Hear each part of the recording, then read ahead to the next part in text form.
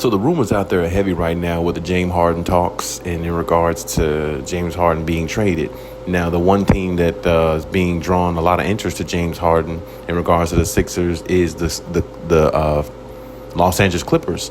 And the Los Angeles Clippers have all the assets that the 76ers want based upon the reports that I've been reading and things like that and hearing. You can also check out Clutch Points and check them out and see what they have there in regards to a little bit more info. But my sources tell me that the Sixers are definitely interested, of course, in what the Clippers have, which I'm pretty sure a lot of teams in the NBA are, since the Clippers were the most deepest team, I think, in the NBA this past season.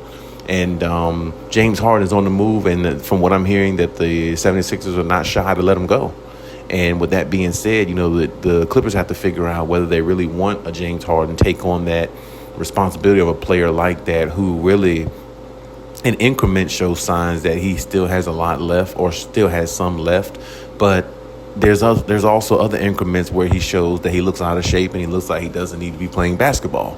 So, I mean, James Harden is not the player he once was to me on the Houston Rockets. Definitely not the same. He definitely doesn't look the same size, definitely doesn't carry his weight the same in regards to scoring and being responsible for the scoring load and things of that nature. Now, I do understand being with Joel Embiid changed a lot because he's the star player of that team, and you have to take a back seat to him because he's the younger player. But when it comes to playoffs and things like that, I just think James Harden should have been able to take over games more. And really, I don't even know why I'm saying that, because even in the past, with Houston, he had a lot of problems in the playoffs. A lot of times where he didn't come through, he didn't show up, he choked, and he just didn't play like the player that a lot of people thought he could be, rather than what he really is, which is what he was, I should say, which was a very dominant scorer, put up a lot of points, MVPs, things like that, but never really a winner. You know what I'm saying? So that's just the MO of his career. Now, this situation with Kawhi and PG, if they're healthy, they can definitely help him resurrect that career if this trade goes through. I've said before, though, in regards to this trade, I wouldn't want this trade to happen if the Clippers got to give up too much.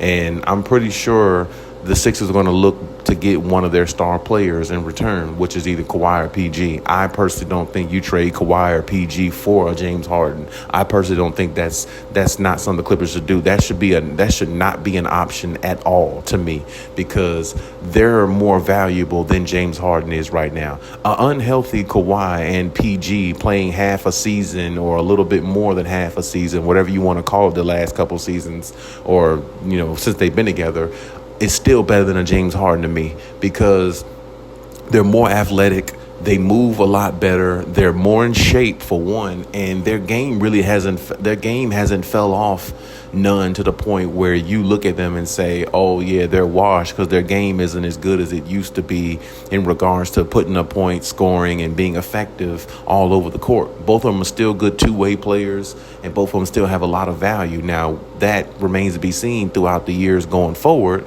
But still, up to this point, they still have a lot of value. I don't think James Harden has as much value as he used to have, because, like I said, he can't score, I'm not going to say he can't, because I haven't seen him do it. It's probably because he took a back seat to Joel, but he hasn't been scoring the ball the way he used to when needed. And that's really what it comes down to with James Harden. Can he score at an elite level how he used to when you need him to? We don't need him to do it every single night. We just need him to do it at times, or at least in the playoffs, is what I'm trying to say. And even back in his younger days in the playoffs, he choked a lot of games in his younger days. So, I mean, I don't expect him to be much better now, especially, if he does this, if he is sent to L.A., because, I mean, he was just with a big three in Brooklyn with Kyrie, himself, and KD. And look how that worked out. That didn't work out at all. And then you think about Philadelphia.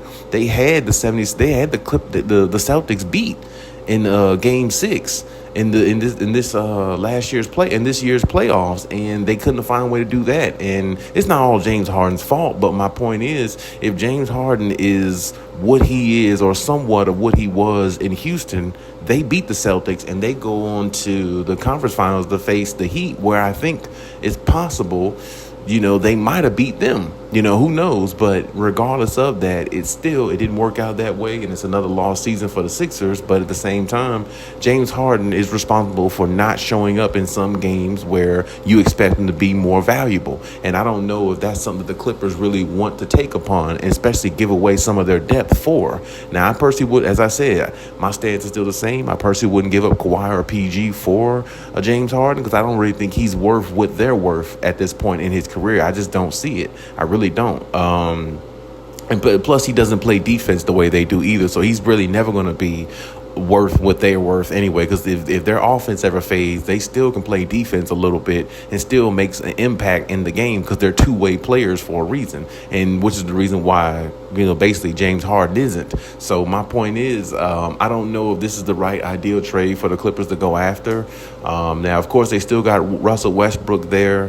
That would be like a big four kind of with them, but I mean, like I said, it's just tough to see the scenario happening. Definitely don't be surprised if the James Harden trade doesn't come through. I wouldn't be surprised if it did, but I definitely really wouldn't be surprised if it didn't come through, because a whole lot has to go right, and both sides have to mutually agree with parting ways with certain players that could make a difference in their outcome of trying to win a championship, especially the Clippers. If you give away too much of your depth to any trade this offseason, that hurts your chances of winning a championship, because now you got less depth on the bench and you're putting more onus on your unhealthy superstar players, which is not good, which means you're top heavy as hell, which means you can get beat when you don't have all around unit scoring and operating at a high level. And then if you give away one of your star players, you got to hope that you get back another star player in return without giving up one of your star players and maybe another valuable piece off the bench. And hopefully that star player, if there is a star player out there for the Clippers to get, a la Damian Lillard, hopefully you don't give up too much of your depth in that area, along with, maybe one of your other valuable players, just to get him. Just because one player could get injured at any time, so you don't want to give up too much depth to go after one guy. It's just never really logical to me. But at the same time, for a superstar, you definitely go all out, and you definitely look at it from that perspective. So, either way, if the Clippers do get James Harden, it's going to be what it's going to be. Just hopefully the Clippers don't give up too much, or at least make the offer make sense, is basically what I'm saying. If it doesn't make sense, if I were the Clippers, I definitely wouldn't bite on it. I definitely would let another team go after James Harden, what's left of him, and you take your chances elsewhere. If I were them, though, I'd definitely look into the Damian Lillard thing first over James Harden, my personal opinion. But we'll see what happens and see how it goes, and we'll talk about it.